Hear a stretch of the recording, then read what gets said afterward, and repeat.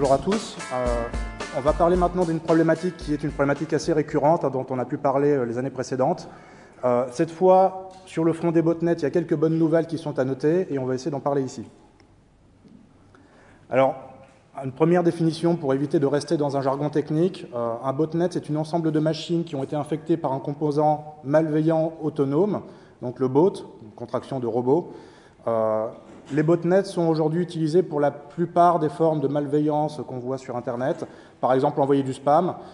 Il y a 10 ans, le spam était envoyé massivement à travers des serveurs dédiés. Aujourd'hui, ce n'est plus le cas. Aujourd'hui, 85% du spam, c'est via des botnets. Réaliser des attaques de déni de service, de même qu'on peut encore faire du déni de service depuis sa propre machine, on peut aussi utiliser un botnet qui démultiplie la force d'attaque et qui va faire en sorte que l'attaque ait plus de chances d'être couronnée de succès. Générer du clic sur des liens publicitaires, télécharger d'autres programmes malveillants sur la base de machines qui sont installées, etc. etc. Capter de l'information, c'est également très important. Capter de l'information bancaire, des numéros de carte bancaire par exemple. Capter de l'information sensible comme des documents, comme des logins et des mots de passe d'accès à des sites privatifs. Les botnets sont devenus en quelque sorte le couteau suisse de la cybercriminalité. On peut faire à peu près tout ce dont on a besoin avec des botnets. On peut faire de l'hébergement, on peut faire du vol d'informations, on peut faire de la monétisation directe, etc. Une chose qui est importante de noter, c'est qu'on n'a pas forcément une équivalence entre le terme malware et le terme botnet. Une machine peut très bien être infectée par un virus, mais si ce virus n'est pas coordonné, si ce virus ne va pas chercher d'instructions, alors ce n'est pas un botnet, et on ne peut pas forcément parler de botnet. J'y reviendrai un peu plus loin dans cette présentation, parce que ce type d'amalgame est à la source de confusion médiatique, et il y a des cas où on ne sait plus très bien de quoi on parle, si on parle de malware ou si on parle de botnet. Alors, 2010, c'est une année qui est à la fois faite de continuité et de rupture en matière de botnet. Alors, il y a des grands botnets qui ont marqué l'année 2010. Je pense par exemple au botnet Bredelab, qui est un botnet spécialisé dans l'envoi de spam. On verra comment ce botnet a été traité vigoureusement par la police néerlandaise un peu plus loin dans cette présentation. Bredelab, c'est un cumul de 30 000 adresses IP qui ont été infectées sur toute la durée de vie du botnet. On reviendra également un peu plus loin dans cette présentation sur comment on compte les machines infectées par un botnet. Il y a plusieurs méthodes de compte qui ont été mises en avant. Il y a des amalgames qui ont été également faits dans cet ordre-là. Mariposa, qui est un botnet qui était opéré par des criminels qui se trouvaient en Espagne, qui est un botnet qui a été démantelé également par la police espagnole. C'est un botnet qui avait infecté 13 millions d'adresses IP sur l'ensemble de sa durée de vie, donc là encore polémique sur les chiffres qu'on va évoquer. Conficker est toujours présent, malgré le fait qu'il y ait des solutions qui existent depuis des mois et des mois. Le botnet existe toujours et il y a environ 4 à 5 millions de machines qui sont toujours recensées, toujours infectées. La tendance est heureusement baissière, ça va continuer de baisser jusqu'à ce qu'il n'en reste plus qu'une menace résiduelle. Malheureusement, aujourd'hui, Conficker reste une menace encore très importante. Les botnets bancaires ont également le vent en poupe, avec quelques grands botnets dont on parle très souvent, comme Zeus, avec une variante qui a été mise à jour qui s'appelle Murofet, qui possède des caractéristiques très proches, mais avec une évolution notable sur la communication des données avec le centre de command and control. SpyEye, qui est un botnet bancaire qui était assez marginal les années précédentes, qui en 2010 est devenu assez prépondérant, et de nouveaux malwares bancaires comme Carberp qui ont vu le jour, et d'autres un peu plus marginaux dont je ne parlerai pas. Alors, sur le front des botnets, il y a également eu des annonces médiatiques comme le fait que la cyberarmée iranienne se dote d'un botnet. Alors déjà, qu'est-ce que c'est que la cyberarmée iranienne? Apparemment, il s'agit d'un groupe de hackers autoproclamés qui se revendiquent eux-mêmes comme étant à l'origine d'attaques pour le compte du gouvernement iranien. Alors, rien que ça, la démarche est un petit peu curieuse, puisque la plupart des groupes criminels, si jamais ils travaillent pour des gouvernements, essaieraient en théorie de se faire les plus discrets possibles pour qu'on ne puisse pas imputer une attaque à un gouvernement. Alors, eux, c'est le contraire, ils sont très fiers de montrer qu'ils travaillent avec le gouvernement iranien. Bon, c'est pas forcément non plus avéré, c'est peut-être juste un effet d'annonce pour essayer de faire peur. Alors, polémique également sur le botnet de la cyberarmée iranienne, comme on le verra par la suite, où on a évoqué des chiffres très importants qui sont ensuite dégonflés très rapidement. Alors, sur l'année 2010, 77% du spam provient toujours de botnets. Quand même quelques bonnes nouvelles en matière de lutte contre le spam. La fin de l'année 2010 et le dernier trimestre 2010 a vu une baisse très importante du volume de spam envoyé, grâce notamment à des actions de lutte contre les botnets, mais aussi grâce à d'autres actions, des arrestations et le fait que certains cybercriminels aient, entre guillemets, mis la clé sous la porte. Alors, d'autres botnets comme Rustock, qui était un petit peu tombé en désuétude et qui est revenu très fort dans l'année 2009, ce botnet est responsable à lui tout seul aujourd'hui de la moitié des spams qui sont envoyés sur la planète. D'autres botnets comme Grum, Cutwhale, Massbane, etc. Se partagent les places suivantes du classement.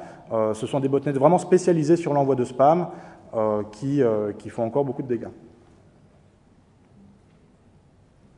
Alors, quelques ruptures importantes sur le front des botnets. J'y reviendrai dans les slides qui suivent. 2010 a vraiment été une année sans précédent en matière de lutte contre les botnets. Il y a deux axes qui ont été véritablement mis en avant. D'une part, la décapitation des botnets, c'est-à-dire on va décapiter le botnet en allant déconnecter son serveur de contrôle. Ça veut dire que les machines restent toujours infectées, simplement elles ne peuvent plus communiquer avec le donneur d'ordre. Ce qui veut dire que les virus sont orphelins et finiront bien par un jour ou l'autre être détectés par les antivirus. Alors, il y a quand même des moyens pour les criminels de regagner le contrôle sur les machines qui sont infectées. C'est notamment ce type de procédé qui fait que certaines opérations de décapitation n'ont pas toujours été couronnées de succès.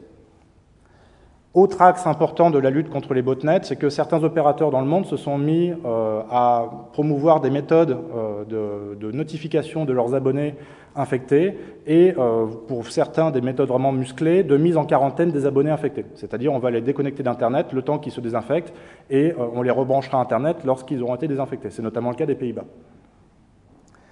Apparition en Chine d'un botnet sous téléphone mobile Android. Alors, l'information est parue en Chine en octobre. Comme il y a assez peu d'analystes en sécurité qui parlent chinois, l'information n'est arrivée dans les médias occidentaux qu'en décembre, c'est-à-dire à une époque où le botnet avait déjà été désactivé. Alors, il s'agit d'un botnet qui s'appelle Genimi, du nom d'une application qui l'utilisait pour se propager. C'est un botnet qui est constitué de machines donc sous Android et qui fait appel à l'ensemble des fonctions que pourrait avoir le téléphone. Géolocalisation, envoi de SMS, accès au carnet d'adresse, envoi de mail, etc., etc. Donc là, on n'a pas la vocation exacte de ce botnet. Par contre, on sait qu'il pourrait faire énormément de choses si toutes ces fonctions-là étaient exploitées les unes après les autres. On peut même imaginer qu'un malware sur un téléphone transforme notamment le téléphone en un micro d'ambiance pour capter le son pendant une réunion. Le FBI a notamment avoué avoir utilisé ce type de méthode contre des paramafieux pour collecter des preuves et alimenter ensuite les procès. Stuxnet, Jean-Michel en a parlé avant moi, c'est un botnet très atypique. On a tendance à oublier dans l'affaire Stuxnet qu'il s'agit aussi d'un botnet, c'est-à-dire que le malware est coordonné. Il est capable de recevoir des instructions depuis un centre de contrôle et il est également capable de se mettre en réseau entre toutes les machines infectées, c'est-à-dire un mode de communication en peer-to-peer qui rend le botnet beaucoup plus résistant à une décapitation. Puisque si on fait fermer le serveur de contrôle central, c'est pas grave puisque le mode de communication de proche en proche prend le relais et le botnet est toujours capable de recevoir des instructions et des mises à jour. Alors, un zoom en particulier sur l'affaire Mariposa qui a beaucoup animé les médias dans l'année 2010. Le botnet a été identifié par les chercheurs en 2009, originellement. Ce botnet est basé sur un malware qui s'appelle Butterfly, d'où le nom Mariposa en espagnol, qui est la traduction littérale de papillon. Le botnet a été décapité le 3 mars 2010 par la police espagnole, qui a travaillé conjointement avec une société de sécurité qui est Panda Security. Alors, 3 personnes ont immédiatement été arrêtées en Espagne. Ces personnes ont été facilement identifiables parce qu'elles n'avaient pris aucune précaution pour se dissimuler. C'est-à-dire que sur le serveur de contrôle, il y avait leurs adresses IP en clair et elles ne passaient même pas par un proxy. Il n'empêche que ces personnes ont été arrêtées seulement brièvement parce qu'elles ont été remises en liberté tout de suite après. La loi espagnole ne punissant pas à l'époque le fait de posséder un botnet. C'est l'utilisation par contre du botnet qui peut en être faite, qui elle est criminelle, mais le fait de posséder un botnet, à l'époque en Espagne, n'était pas punissable. Donc ces gens ont ensuite pensé à monétiser leur expérience en matière de criminalité et ont postulé, ont frappé à la porte de Panda Security pour dire voilà, nous on connaît le milieu, on pourrait peut-être vous être utile. Bon, ça n'a pas fait débat très longtemps. Ils ont vu leur proposition refusée quasi immédiatement. À la suite de ça, ils ont menacé Panda Security de représailles. Ils ont notamment posté des vidéos dénigrantes à l'encontre des produits de Panda Security. Ils ont essayé de mettre en évidence des failles imaginaires dans leur antivirus, etc. Et puis, en juillet 2010, le créateur du botnet, le créateur du malware qui était à l'origine de ce botnet est arrêté. Il est arrêté en Slovénie, et lui, par contre, encourt des peines de prison. Alors, qu'est-ce qui est intéressant dans Mariposa? C'est que ça nous apprend pas mal de choses sur un écosystème criminel qui fonctionne en étant basé sur un botnet. Les personnes qui étaient arrêtées en Espagne étaient des personnes qui, avant la création du botnet Mariposa, étaient des chômeurs, des personnes désœuvrées qui ne gagnaient pas d'argent par leurs propres moyens. Et de fil en aiguille, elles se sont rendues compte qu'elles pouvaient gagner un petit peu d'argent avec Mariposa. Alors, elles ne gagnaient pas non plus des millions, comme on peut l'entendre souvent dans la presse.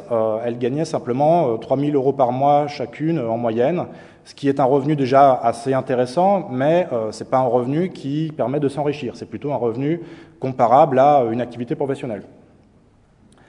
Alors, des gains qu'on peut trouver relativement faibles par rapport à d'autres botnets qui ont été décapités également en 2010. On verra dans les slides suivants un botmaster qui, lui, par contre, s'enrichissait de manière beaucoup plus importante.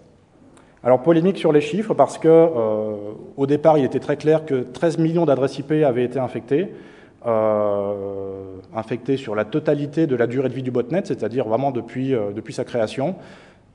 Il y a eu une polémique immédiatement parce que les communiqués de presse qui ont suivi de la part de Panda Security ont fait état non plus de 13 millions d'IP infectés, mais de 13 millions de machines.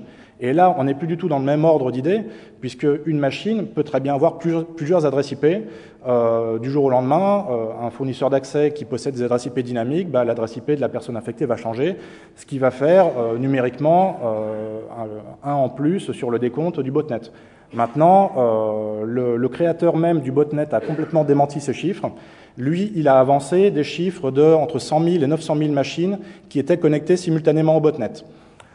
Là, l'effet d'annonce est quand même un petit peu dégonflé. Maintenant, Panda Security continue sur son site web de décrire le botnet Mariposa, 13 millions d'utilisateurs infectés. Donc là, on n'est plus sur les adresses IP, on est sur les utilisateurs. L'ennui, c'est que ces chiffres, c'est pas simplement du marketing pour faire vendre. Ces chiffres-là, il y a des gens qui prennent des décisions ensuite, qui font leurs analyses de risque à partir de ces chiffres.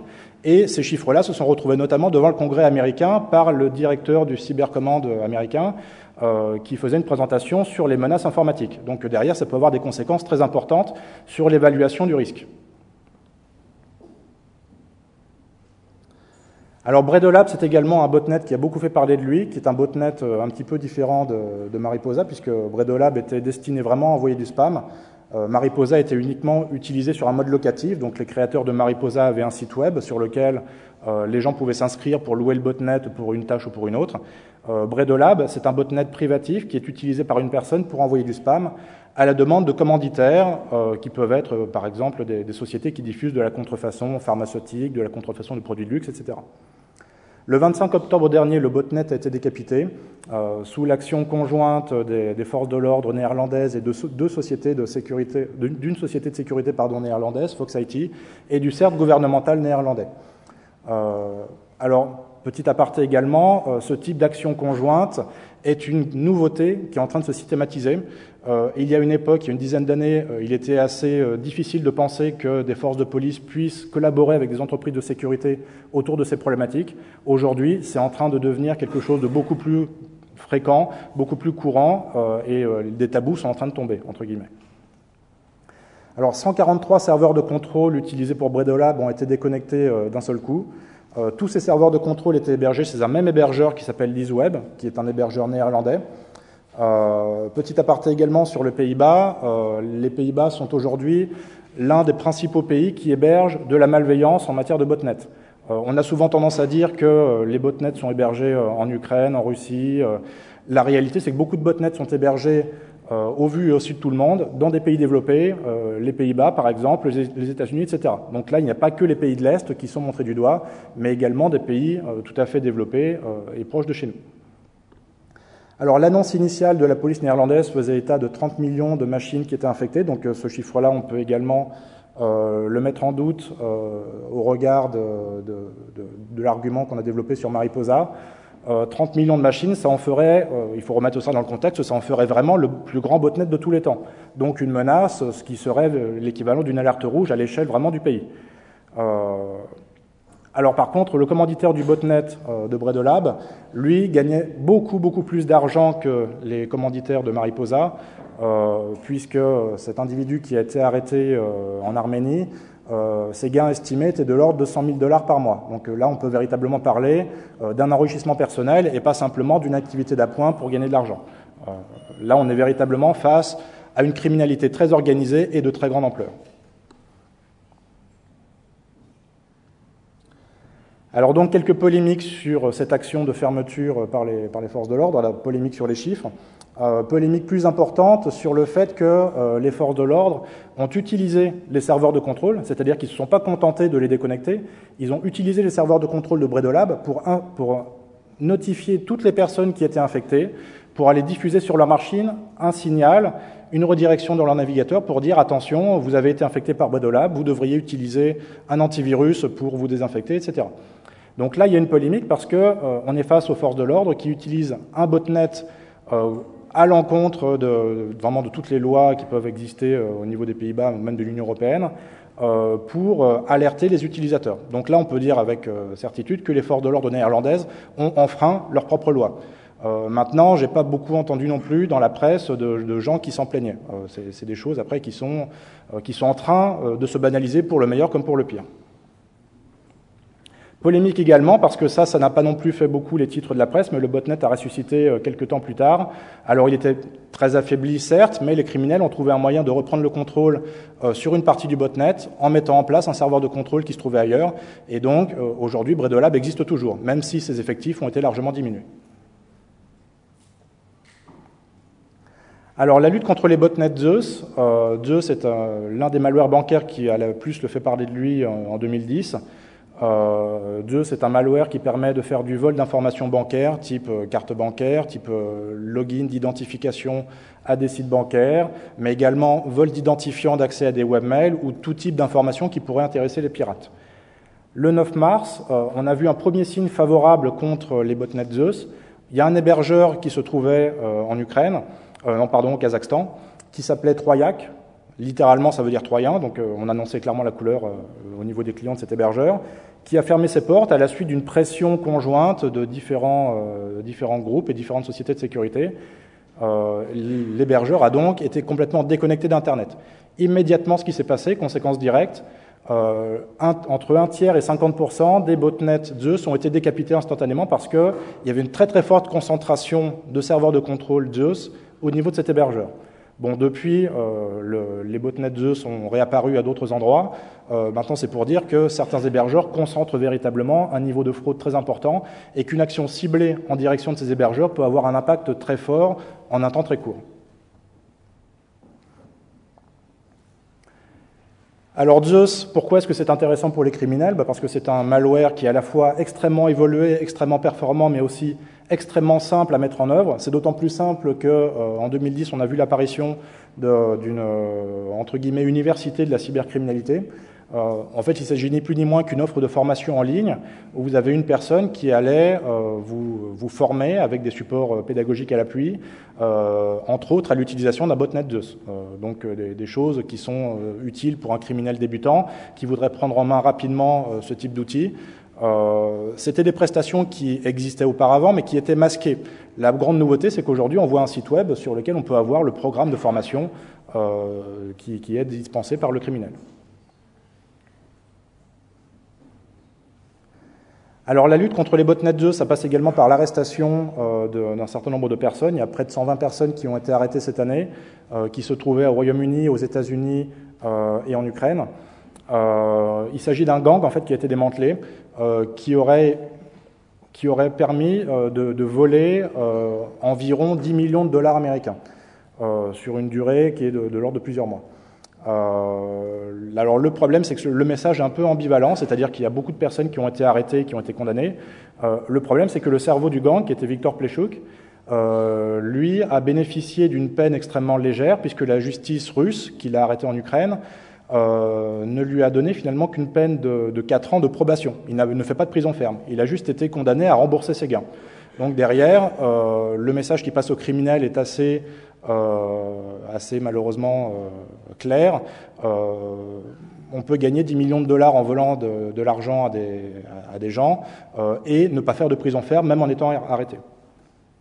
En octobre également, sur le front de la lutte contre Zeus, on a vu une information assez intéressante arriver, qui est le fait que le créateur du botnet Zeus a, entre guillemets, mis la clé sous la porte. Il a donné tout son patrimoine, son patrimoine, je veux dire le code source du virus, à un de ses concurrents qui était le créateur de SpyEye, en affichant officiellement que tous les clients actuels de Zeus auraient leur support technique transféré au créateur de SpyEye et qu'il y aurait continuité de la prestation ensuite vis-à-vis de ce nouveau botmaster. Alors, à surveiller pour l'année 2011, quelles vont être les évolutions vis-à-vis de Zeus? Est-ce qu'il va y avoir des évolutions techniques notables à la suite de cette fusion? Voilà un sujet qui va être intéressant de suivre également. Alors donc, attention aux effets d'annonce, c'est quelque chose sur lequel j'aimerais insister. Le traitement médiatique des botnets est émaillé de polémiques qui sont faites notamment d'imprécisions sur les chiffres, parce qu'on a toujours tendance en termes d'effet d'annonce, à montrer une menace qui est plus importante que ce qu'elle n'est réellement. Ça permet de marquer les esprits. Le problème de crier au loup, c'est que le jour où on criera au loup pour de vrai, plus personne ne prêtera attention, parce qu'il y aura eu un passif tellement important qu'on ne fera plus attention à une annonce qui mériterait d'être prise en compte.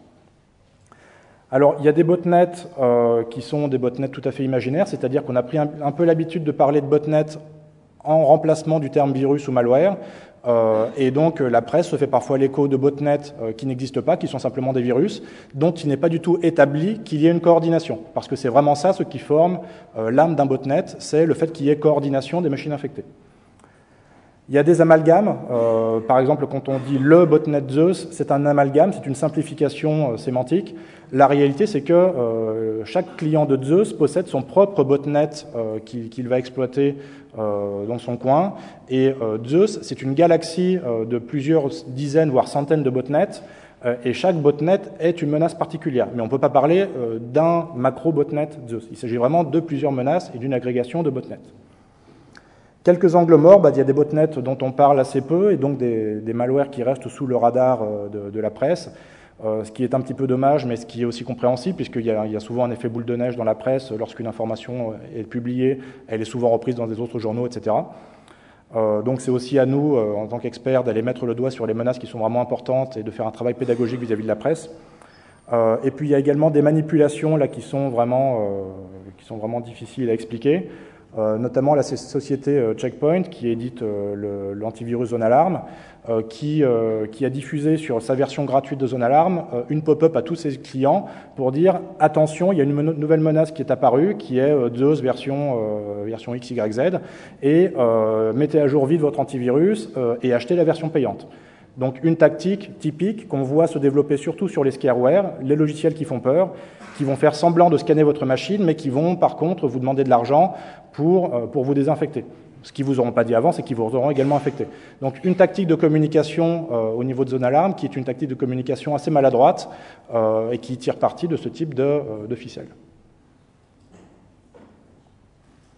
Alors il y a également eu un certain nombre d'actions contre des botnets qui ont été couronnées de succès, alors à plus ou moins long terme. Le botnet L'éthique qui était spécialisé dans l'envoi de spam, il y a une société qui est Neustar qui a décapité le botnet en janvier, qui est un opérateur de registre DNS. Le botnet a ressurgi en février sur d'autres domaines de contrôle, et depuis novembre on voit une nouvelle variante qui circule. C'est pour dire vraiment qu'une action musclée contre un botnet, c'est pas simplement un coup d'éclat, c'est vraiment quelque chose qu'on va mener dans le temps et sur lequel on va faire un suivi. Le botnet Valdak qui a été bloqué à la suite d'une démarche en justice de Microsoft. Microsoft a obtenu l'ordonnance d'un tribunal pour faire bloquer 277 domaines de contrôle qui étaient utilisés pour piloter le botnet Valdak qui est spécialisé dans le spam. Alors, question également, pourquoi est-ce que Microsoft a eu besoin d'une ordonnance d'un juge pour obtenir ce blocage? Simplement, il s'agit de faire pression sur l'opérateur technique VeriSign qui opérait les domaines en .com associés à ce botnet, et VeriSign ne voulait pas couper ces domaines à cause des conditions contractuelles qu'elle offrait à ses clients. Le botnet Megadi, qui était un botnet spécialisé dans l'envoi de spam, le botmaster présumé a été arrêté. À la suite de ça, 80% d'envoi du spam via Megadi a été largement diminué. Alors depuis mi-2010, on a également une chute à l'échelle du monde des attaques de spam, d'attaques de phishing, pardon. Le phishing à l'échelle de la France continue d'augmenter, mais à l'échelle du monde, c'est quelque chose qui diminue plutôt globalement. Ça, c'est sous l'effet d'un botnet qui était très spécialisé sur le phishing, qui est le botnet Avalanche. Ce botnet a changé visiblement de tactique, il envoie beaucoup moins de mails de phishing. Par contre, il va être utilisé dans des attaques de malware, avec notamment le malware Zeus. Les effets de ces arrestations et de ces décapitations sont-ils durables? Alors ça, on peut se poser la question. Il y a quand même des bonnes nouvelles, c'est que notamment sur la fin de l'année 2010, le volume de spam a été divisé de moitié en très peu de temps. La diminution va-t-elle être durable ou est-ce que ça va recommencer rapidement en 2011? J'ai envie de dire, si les actions de fermeture de botnet se poursuivent en 2011, alors le spam va continuer à baisser. Mais c'est conditionné à la poursuite de ces efforts. Autre cause également de la baisse du volume de spam en fin d'année dernière, vous avez un programme d'affiliation qui est le programme d'affiliation Spamit, qui était notamment utilisé pour diffuser tout ce qui était spam pharmaceutique avec la fameuse pharmacie canadienne, notamment sur le Viagra contrefait. Ce programme d'affiliation a mis la clé sous la porte, de manière assez inexplicable d'ailleurs, puisqu'il n'y a pas eu d'explication donnée par les criminels. Visiblement, les clients de ce programme d'affiliation ne se sont pas reportés sur d'autres programmes d'affiliation, ce qui a amené vraiment une diminution du spam à l'échelle globale. Alors, en guise de conclusion, il y a aussi des bonnes nouvelles vis-à-vis de l'organisation de la lutte contre les botnets, notamment en provenance des opérateurs. Alors, la grande nouvelle sur l'année 2010, c'est l'entrée en vigueur d'un traité entre les opérateurs néerlandais, qui est un traité qui promeut des bonnes pratiques en matière de gestion des abonnés infectés. Les Néerlandais ont frappé très fort, puisqu'il s'agit pour les Néerlandais de notifier tous les abonnés qui sont infectés par des virus et de couper la connexion Internet à ces abonnés lorsqu'un virus était détecté. Alors, c'est pas tout blanc ou tout noir, il y a quand même une échelle de gravité qui est appliquée avant que l'abonné soit déconnecté d'Internet. Maintenant, on est en train de voir véritablement un changement d'état d'esprit au niveau de certains pays qui fait qu'il y aura peut-être des actions qui vont mener véritablement à une diminution du nombre de machines infectées dans le monde et une diminution du rôle des botnets dans la cybercriminalité. Alors, le problème dans ce genre de cas, c'est qu'on peut se dire qu'un abonné dont sa connexion Internet est coupée, il aura tendance à se reporter sur un autre opérateur. Mais aux Pays-Bas, il ne peut pas faire ça puisque 98% du marché néerlandais est couvert par ce type d'accord. Donc du coup, il y a un effet global au niveau des Pays-Bas qui s'opère. Alors c'est une initiative qui fait tache d'huile au niveau d'autres pays qui sont en train de mener des réflexions un peu similaires, notamment en Australie, où l'Australie est en train de réfléchir à la mise en place d'un zombie code promu par l'association des fournisseurs d'accès australienne. Ce zombie code, entre guillemets, recommande la quarantaine, c'est-à-dire d'avoir des moyens coercitifs pour forcer l'utilisateur à se désinfecter, de couper la connexion Internet, de le mettre dans ce qu'on appelle un walled garden, donc un réseau protégé, qui ne va lui offrir qu'un accès à des outils de désinfection et à des outils de sécurité. Au Royaume-Uni, on a des opérateurs comme Virgin Media qui ont annoncé qu'ils allaient notifier leurs abonnés infectés afin de les inciter à se décontaminer. Voilà d'autres initiatives comme en Allemagne, où le pays a lancé un programme reposant sur la coopération des ISP qui promeut une notification des abonnés infectés en vue justement de les aider à se désinfecter et à les assister dans ce sens-là. Alors les États-Unis, il y a une prise de position de Microsoft qui est arrivée, qui essaye de promouvoir une forme de coopération public-privé en matière de lutte contre la cybercriminalité et notamment de lutte contre les botnets. Les États-Unis ont des débats en ce moment qui sont assez similaires à ceux qu'on peut voir en Australie et aux Pays-Bas, à savoir comment est-ce qu'on réagit lorsqu'un client est infecté, est-ce qu'on le notifie, est-ce qu'on le met en quarantaine, etc. Et il y a notamment des opérateurs comme Comcast qui, en 2009, ont mis en place un système de notification des abonnés. Lorsque vous naviguez sur Internet et que vous êtes infecté, toutes les pages vont porter un bandeau. Toutes les pages que vous visitez, va y avoir un logo spécial qui va vous dire « Attention, vous êtes contaminé, veuillez cliquer ici pour avoir plus d'informations ». Donc après, on peut également leur reprocher que c'est un procédé facilement détournable par les pirates qui pourraient contrefaire le bandeau pour diffuser véritablement des virus. Maintenant, il s'agit quand même d'une première étape et d'une démonstration de bonne volonté de leur part. Voilà donc des débats qui vont peut-être faire tache d'huile dans d'autres pays et une problématique qui viendra peut-être sur le devant de la scène au niveau de la France et de l'Union européenne, donc des choses sur lesquelles il faudra être attentive pour l'année 2011. Merci.